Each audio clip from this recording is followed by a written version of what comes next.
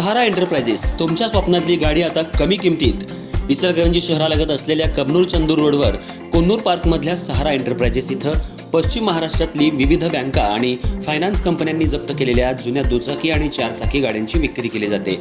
Showroom किमतीपेक्षा 25 ते 50% कमी दरात, उत्तम स्थितीत आणि संपूर्ण कागदपत्रांसह त्वरित डिलिव्हरी। दुचाकी 20,000 पासून पुढे तर चारचाकी 50,000 पासून पुढे। आपल्या पसंतीची कार किंवा बाईक आता अगदी परवडणाऱ्या दरात घेऊन जा। विश्वास, पारदर्शक व्यवहार आणि उत्तम सेवा हेच आमचं वैशिष्ट्य। पत्ता Konnur park, Kabnur Chandur road, Ichalkaranji. Proprietor Rajubhai Ajgar. संपर्क 80 55 81 09 10 आणि 98 60 78 57 86। सहारा एंटरप्राइजेस, दर्जा, विश्वास आणि बचत यांचं परिपूर्ण ठिकाण।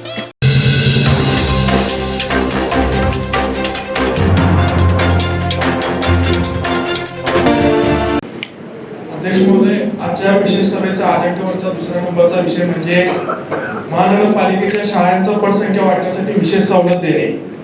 विशेष सवलत देण्याबद्दल आमचं सर्वांचंच दुमत नाही आहे, त्यांना दिलं पाहिजे।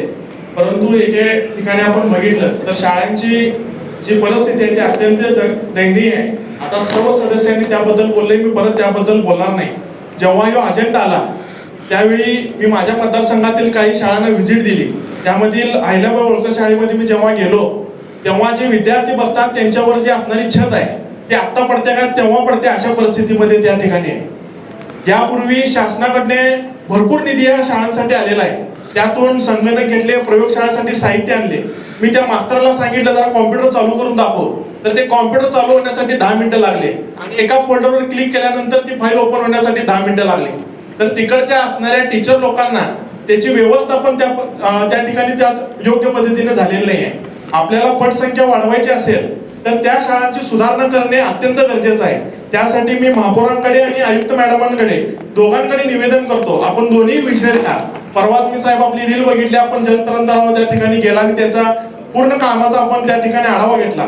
त्या पद्धतीनेच आपण इचलकरंजी शहरातील सर्व शाळांना व्हिजिट देऊन त्यांचा आढावा घेतला पाहिजे। आज जर महापालिकेच्या कर विभागावर त्याचा भार पडत असेल तर CSR नावाची एक गोष्ट आहे, कॉर्पोरेट सोशल रिस्पॉन्सिबिलिटी। आयुक्त मॅडमांना त्याची पूर्ण माहिती आहे। महापालिकेकडून आपण प्रस्ताव करून मल्टीनॅशनल कंपनी, टाटा असतील, बाकीचे विप्रो कंपनी असतील, त्यांच्याकडनं आपण काही प्रस्ताव करून या शाळांचे लवकरात लवकर सुधारणा करू शकतो काय हे आपण त्या ठिकाणी बघावं। आणि इचलकरंजी शहरामध्ये काही विकास कामाचा निधी त्या ठिकाणी मागे ठेवायला लागलं तर ठेवा, परंतु या शाळांची परतून सुधारणा करा, कारण की यातून आपल्या मुलांचं भविष्य घडणार आहे या ठिकाणी मला सांगायचं आहे। आणि मला बोलायला आपण थोडा वेळ दिल्याबद्दल आयुक्तांनी, महापौर साहेबांचं मी धन्यवाद मानतो।